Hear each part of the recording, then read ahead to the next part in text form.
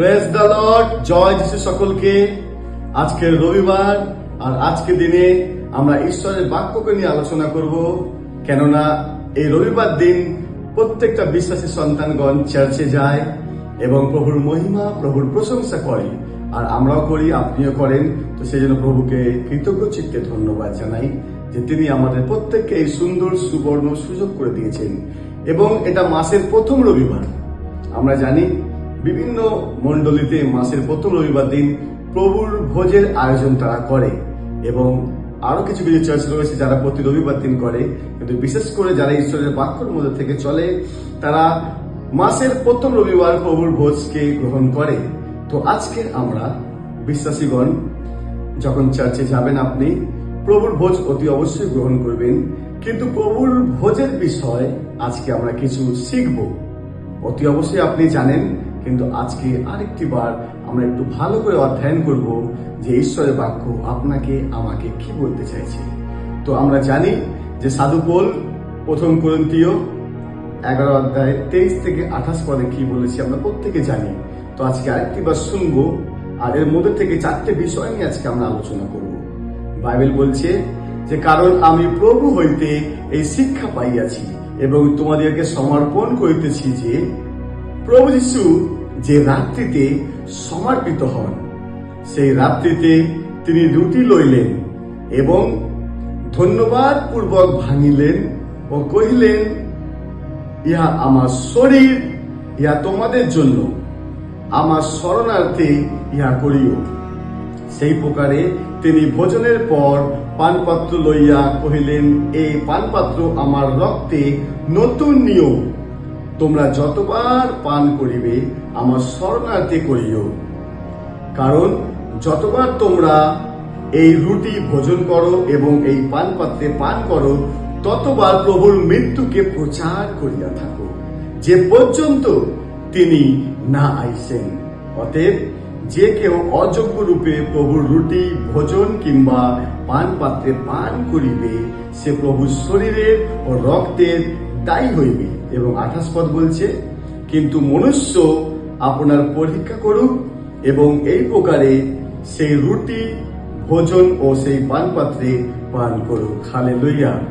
বিশ্বাসী ভাই বোন, আমরা প্রতি রবিবার দিন বা মাসের প্রথম রবিবার দিন যখন প্রভুর ভোজ বা কমিউনিয়নকে আমরা গ্রহণ করি, এর মধ্যে থেকে 4টে খুবই ইম্পর্টেন্ট বিষয় আজকে ঈশ্বরের এই বাক্য আপনাকে আর আমাকে বলতে চায়। এর মধ্যে কি হচ্ছে, যখন আপনি কমিউনিয়ন বা প্রভুর ভোজ গ্রহণ করছেন, যীশু খ্রিস্ট বলছে সাধু পৌলের দ্বারা যে, ইহা আমার স্মরণে করো। যখনই আপনি রুটি ও দ্রাক্ষারস গ্রহণ করছেন, বাইবেল বলছে যিশুর স্মরণে করো। হালেলুয়া। আমাদেরকে যিশুর স্মরণে করতে হবে যে যীশু খ্রিস্ট কি কি করেছে আপনারা আমার জন্য, আর এই পদ্ধতি আপনাকে আমাকে দিয়েছে রুটি ও দ্রাক্ষারসের দ্বারা তাকে গ্রহণ করা, তার মধ্যে থাকা। তো প্রথম 1 নম্বর বিষয়, তার স্মরণে করো। 2 নম্বর বিষয়, যিশুর মৃত্যুকে প্রচার করো। যখন আপনি রুটি ও দ্রাক্ষারস প্রত্যেক মাসে গ্রহণ করছেন, তার স্মরণে করতে হবে 1 নম্বর বিষয়।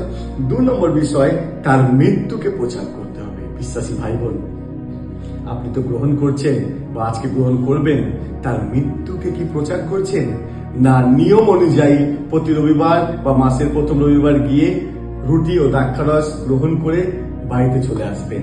কিন্তু বাইবেল বলছে যখনই আপনি রুটি ও দ্রাক্ষারস গ্রহণ করছেন, তার স্মরণে করতে হবে এবং তার মৃত্যুকে প্রচার করতে হবে। আর 3 নম্বর বিষয়, অযোগ্য রূপে যেন আমরা কি হব, তার রুটি ও দ্রাক্ষারস গ্রহণ না করি। কেন অযোগ্য রূপে? যদি আমরা তার স্মরণে না করি, যদি আমরা তার মৃত্যুকে প্রচার না করি, তাহলে আমরা অযোগ্য রূপে তার রুটি ও দ্রাক্ষারসকে গ্রহণ করছি। এবং 4 নম্বর বিষয়, নিজেকে পরীক্ষা করুন।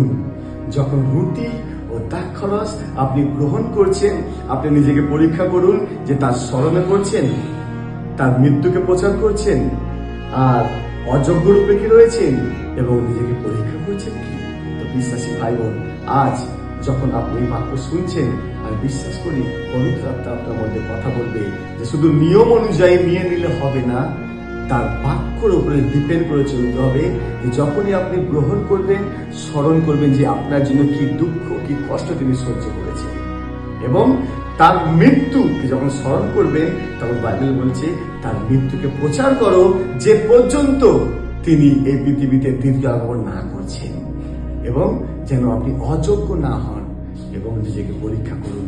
তো আজ এই 4টে বিষয় আপনাকে আমাকে শেখালো ঈশ্বরের বাক্য প্রভুর ভোজের দ্বারা, যে আজ থেকে মনে প্রাণে এই সিদ্ধান্ত নিন যে আমি তার স্মরণে এটাকে গ্রহণ করব, আর গ্রহণ করার পরে জীবনে যে এমনই পরিস্থিতি আসুক না কেন তার মৃত্যুকে প্রচার করব, এবং অযোগ্য রূপে নয় যোগ্য রূপে, এবং নিজেকে পরীক্ষা করব এগুলো রুটি ও দ্রাক্ষারস নেওয়ার পরে আমি কি তার বাক্য যা তিনি বলেছেন তার প্রভুর ভোজের দ্বারা সেটাকে করছি।